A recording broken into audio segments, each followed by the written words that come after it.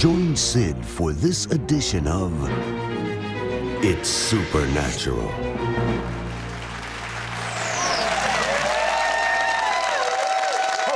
Bonjour, bienvenue dans mon monde où il est naturellement surnaturel.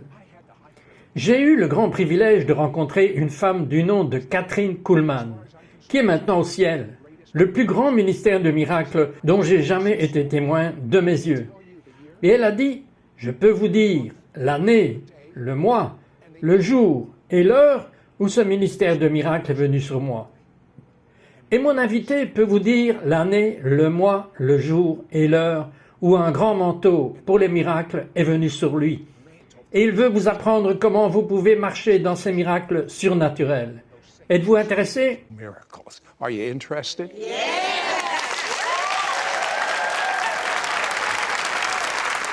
I'm here with you. Guillermo Maldonado. Et Guillermo, vous avez toujours vu des miracles. Mais quelque chose de nouveau se passe avec vous. Mais je veux aiguiser votre appétit. Dites-moi une création récente d'un miracle. L'un des miracles les plus puissants que j'ai jamais vus était cette femme que je servais aux Pays-Bas. Et pendant que je servais, la puissance de Dieu est tombée. Et cette femme a couru à l'autel et elle s'est mise à crier. Elle a dit « Je suis comblée, je suis comblée ». J'ai dit « Qu'est-ce que vous voulez dire, je suis comblée » Elle a dit « Il y a 20 ans, mon utérus a été retiré à cause d'un cancer. » Alors elle a dit « J'étais vide et maintenant la puissance de Dieu est tombée sur moi et je sens que je suis comblée. » Alors je suis retourné chez le médecin et ceci est documenté. Je suis retourné voir le médecin et le médecin a dit « Eh bien, vous avez un ventre tout neuf, un tout nouveau ventre d'une jeune fille de 20 ans. » Comment a réagi ce docteur à cela? Il a dû devenir un peu fou, furieux. Alors il a dit, c'est Dieu.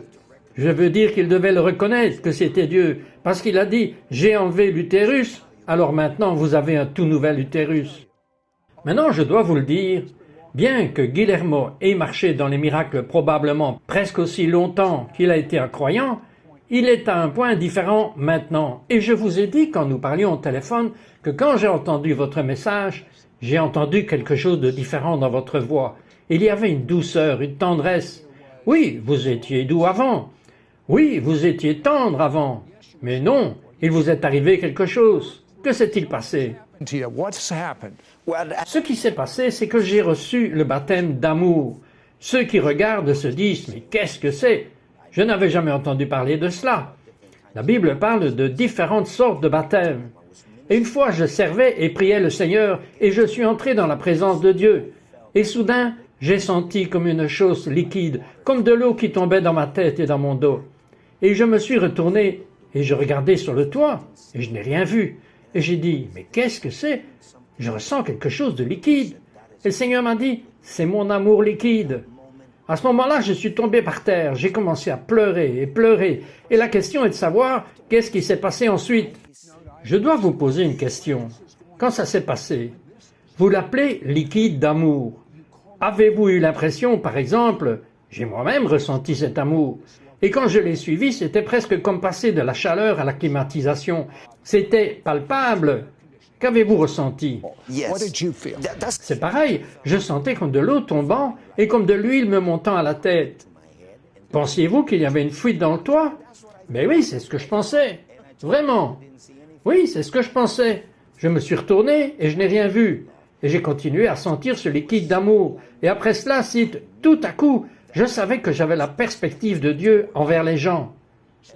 Alors, ok, donnez-moi un exemple de cet amour liquide. Comment vous réagissez avec les gens maintenant?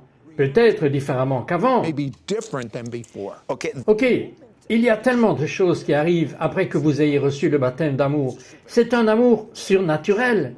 Alors, au moment où j'ai reçu cet amour liquide, j'ai commencé à prier pour certaines personnes et j'ai vu que je ne priais plus comme avant. C'était comme une telle compassion. J'ai été poussé à faire quelque chose. Quand je voyais quelqu'un malade, quand je voyais quelqu'un d'opprimé, j'ai soudainement changé ma perspective avec les gens. Et deuxièmement, au moment où j'ai reçu l'amour liquide, j'ai reçu aussi que j'étais mort à moi-même. C'était comme l'altruisme qui est arrivé dans mon cœur, qui est que vous êtes vidé de vous-même. Et Dieu m'a rempli complètement avec son amour. C'était donc le moment où j'ai dit qu'il m'était arrivé quelque chose. Was the moment where I said something happened to me. Tell me. Dites-moi, eh bien, je pouvais l'entendre. Je l'ai entendu dans votre voix, sans rien savoir de ce que vous me dites maintenant. Donnez-moi une personne vers laquelle vous avez été poussé et expliquez. Towards and explain. Okay. Ok, vous savez, il y avait une personne, une nuit par exemple, il y avait tellement de monde que le Seigneur a dit « Je vais te montrer comment le cœur est connecté, comment le cœur est connecté à l'état de leur vie. » Et cette personne est venue me voir, 40 ans, sourde. Je suis désolé, elle était sourde. Et je me suis approché de la personne. Je n'ai même pas parlé à la personne, je lui ai juste fait un câlin. Et cette personne a été complètement guérie. Et il y a une autre personne, je veux dire, il y a 2 semaines, cette dame, sourde, complètement sourde, depuis 14 ans, et le Seigneur m'a dit, il suffit de l'embrasser, parce que mon amour est sur toi.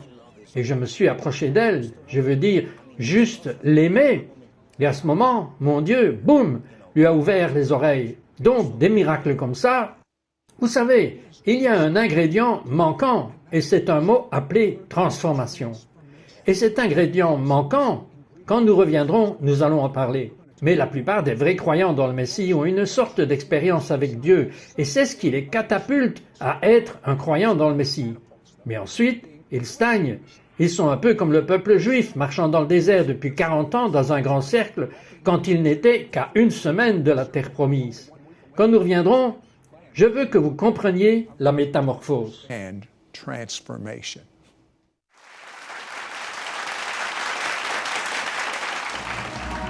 We'll be right back to It's Supernatural.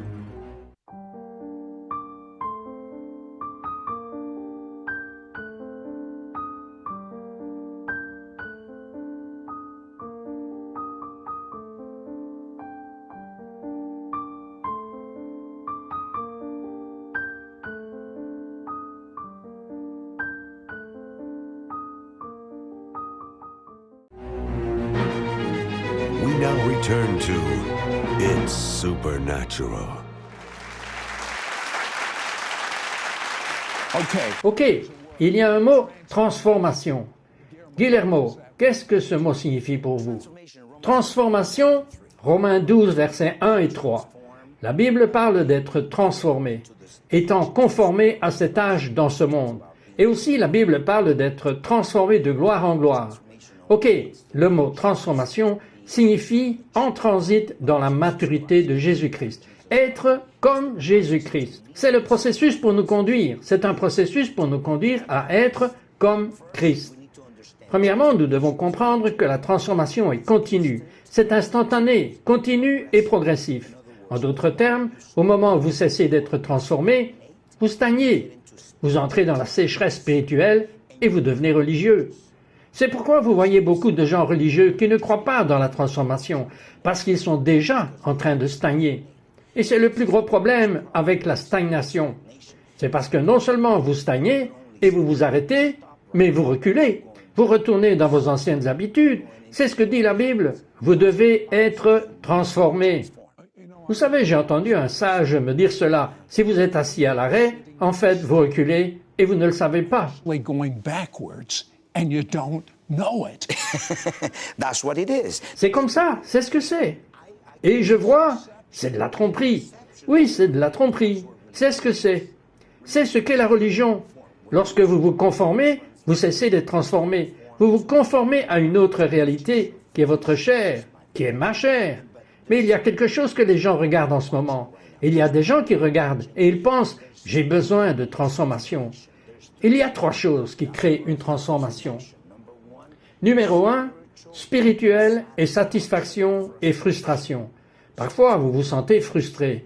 Vous ne voulez pas être à cet endroit. Vous ne voulez pas changer. Vous entrez dans un autre niveau. Vous êtes entré dans une autre dimension. Vous voulez entrer dans une autre dimension.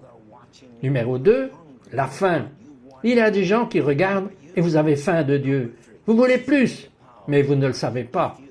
Et numéro 3, c'est très puissant. Si vous avez épuisé toutes les ressources et vous êtes toujours au même endroit et vous n'avez pas changé, c'est le moment de changer. Okay. Ok, il parle de vous. Je ne dis pas juste cela. Il a parlé à propos de moi. Vous dites cela. Maintenant, dites-leur ce qu'ils peuvent faire pour être transformés de façon surnaturelle plutôt que de rester coincés. Stuck. Et si, ils doivent savoir de quoi ils vont être transformés, parce que la transformation, c'est un transit vers être comme le Christ. En d'autres termes, moi étant changé, un autre mot pour transformation est changement. En d'autres termes, moi étant transformé, moi étant changé de gloire en gloire. Donc, mais c'est ce que je veux dire, c'est pourquoi nous devons changer étant des croyants. La question est-ce que la transformation se fait en une fois? Bien sûr que non. Et parfois, quand les croyants sont venus à Christ, ils ont été radicalement changés. Mais ils stagnent. Ils n'ont pas continué à être changés. C'est pourquoi le cœur de Dieu s'endurcit. Et le cœur de Dieu s'endurcit à cause de l'incrédulité. Les causes du cœur, l'incrédulité, le péché et la désobéissance à la voix de Dieu. Now, could someone Maintenant, quelqu'un pourrait-il avoir le cœur endurci et ne même pas le réaliser? Oui, parce que c'est petit à petit. Et la question est, qu'est-ce qu'un cœur endurci? Est-ce un cœur qui ne sent pas? Est-ce un cœur qui ne voit pas, ne perçoit pas? Vous pouvez être dans la présence de Dieu. Vous voyez beaucoup de mondes recevoir, mais vous, rien. Eh bien, la personne ne reçoit pas parce qu'elle ne le sent pas. Ils ne reçoivent pas, ils ne sentent pas Dieu. Et quand Guillermo parle d'un cœur endurci, il ne parle pas du cœur physique. Il parle du lieu de repos de l'Esprit de Dieu à l'intérieur de vous. C'est une sorte de synonyme entre le cœur et l'esprit qui sont les mêmes. Et a-t-il touché des choses avec vous? Les choses sont-elles sèches quand vous lisez la Bible? Ce même feu, cette même excitation, c'est ce que vous me dites. Yes, now you don't yes. have that same fire, that Yes, same come excitement? That's what you're telling me. Yes, Oui, c'est ce que je suis en train de vous dire. Il y a des gens qui ont soif de Dieu. Il y a d'autres personnes qui stagnent. Car là où la vérité de la révélation s'arrête, c'est là que vous cessez d'être transformés. Et c'est important à cause de l'endurcissement du cœur. Et cela provoque le durcissement du cœur. Et numéro 4, des solutions pour l'endurcissement du cœur. Eh bien, vous ne pouvez pas changer le cœur hors de la présence de Dieu. Vous devez être en présence de Dieu. Et c'est l'étape où nous avons besoin d'aller de l'avant pour changer le cœur. Ressentez-vous donc le besoin de changement? Vous sentez-vous stagner? Avez-vous épuisé toutes vos ressources et vous êtes toujours dans le même endroit? C'est très difficile. Pasteurs, dirigeants, croyants qui ont du mal et qui disent « Je suis fatigué de cela, je veux changer ». Et c'est la raison pour laquelle j'enseigne comment changer étape par étape. Mais vous ne pouvez pas le changer dans le naturel parce que la transformation est surnaturelle. Vous ne pouvez pas faire de transformation seulement à cause de la gentillesse de la pensée positive. Vous pouvez produire de l'énergie en étant positif. Vous avez besoin de puissance. Vous avez besoin de la présence de Dieu pour être changé. Le cœur endurci, et je peux vous parler des gens qui ont quitté totalement Dieu parce que le cœur s'est endurci. Et c'est trompeur, parce que c'est comme si c'était lent. C'est juste très très progressif. N'oubliez pas que lorsque vous êtes dans le royaume des cieux, il n'y a qu'une seule position, vers l'avant. Si vous êtes immobile, vous êtes trompé et vous allez en arrière. Donnez-nous un indice, une pépite sur comment nous pouvons changer ce durcissement du cœur. And how we can change that hardened heart. La transformation du cœur, ça se passe, cite, d'abord à travers une rencontre surnaturelle avec le Saint-Esprit, avec Dieu, avec sa présence, avec sa puissance. Que voulez-vous dire? Quand vous allez dans l'Écriture, vous verrez tous les hommes de la Bible qui ont touché les nations, les royaumes, ont eu une rencontre surnaturelle avec Dieu. En d'autres termes, par contre, vous ne voyez pas dans la Bible un homme qui n'a jamais eu de rencontre, qui a eu un impact sur quoi que ce soit. Vous voyez, juste ces hommes qui ont eu une rencontre surnaturelle, car ces rencontres surnaturelles doivent être continues, doivent être fréquentes, parce que dans ces rencontres surnaturelles, leur cœur est changé, transformé. C'est le but de la transformation, c'est de changer de cœur, et c'est par le surnaturel. Numéro 2, au travers de la fraternité, de la prière et de la communion. En communion avec Dieu, il se donne à vous. En communion, c'est un échange de vie. Mais le truc, c'est qu'aujourd'hui, les gens ne prient pas, ne cherchent pas Dieu, n'ont pas de communion. Comment vont-ils être changés? Et le numéro 3 passe par la révélation de la vérité. En d'autres termes, vous ne pouvez être changé sans vérité. Et quand cette vérité vient dans notre cœur devient plus doux. Et je peux vous dire tant de bénédictions. Vous savez ce que j'aimerais? Quand nous reviendrons, j'aimerais que Guillermo prie pour vous. J'aimerais qu'il prie pour que cette coquille, c'est comme une coquille d'œuf qui est autour de vous, qu'elle soit brisée au nom de Jésus. Ne partez pas. Don't go away. We'll be right back to It's Supernatural.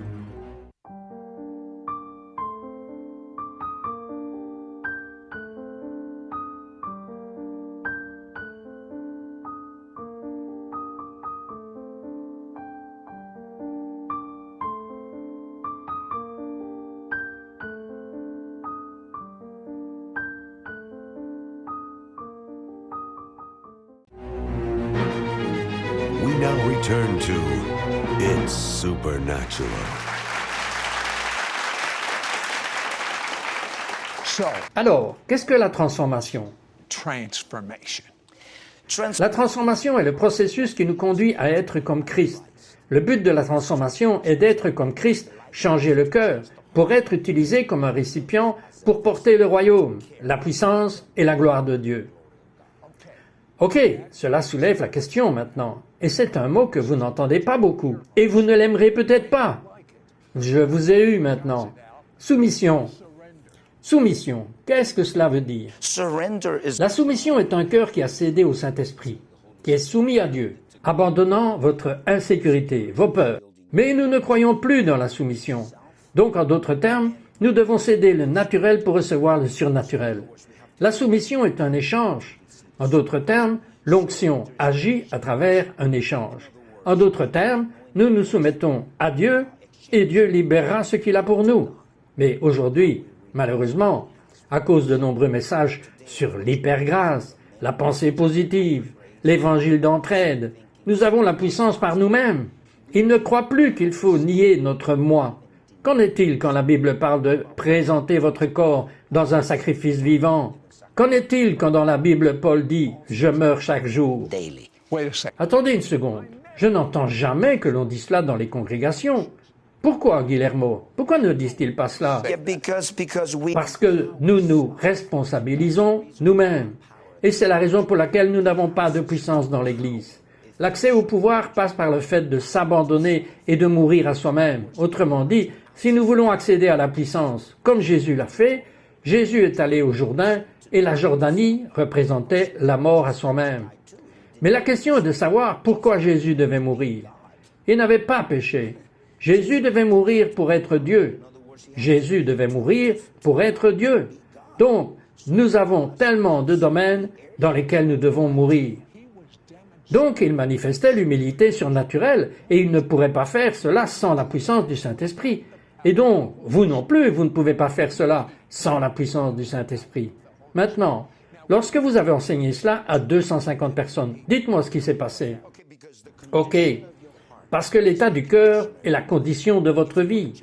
Si vous voulez changer de vie, si vous êtes fatigué de la façon dont votre vie va, vous devez changer votre cœur, parce que le cœur est le siège de la présence de Dieu. Dieu a deux trônes, un dans le ciel et un dans notre cœur. Alors, dans ce siège de la présence de Dieu, l'état de votre cœur déterminera l'état de votre vie. C'est donc la raison pour laquelle nous devons changer notre cœur. Donc, si vous êtes fatigué de votre vie, vous devez changer votre cœur. Alors, une fois j'étais dans le ministère, et le Seigneur m'a dit, « Je veux que tu vois, je vais te montrer comment les maladies, la dépression sont reliées au cœur. » J'ai dit, « Combien de personnes sont malades, opprimées, déprimées et toutes sortes de maladies? Venez à l'hôtel. » Et je dirais que peut-être 400 personnes sont venues jusqu'à l'hôtel. Et au moment où je les ai amenées à la soumission, l'insécurité, le non-pardon, et que je les ai emmenés à pardonner et à traiter avec leur cœur, à ce moment-là, j'ai dit, combien de personnes sont malades? Ils ont dit qu'environ 250 personnes ont été guéries instantanément. But you know, Mais vous savez, quand je lis le Nouveau Testament, c'est ordinaire selon la Bible, mais c'est anormal selon la religion.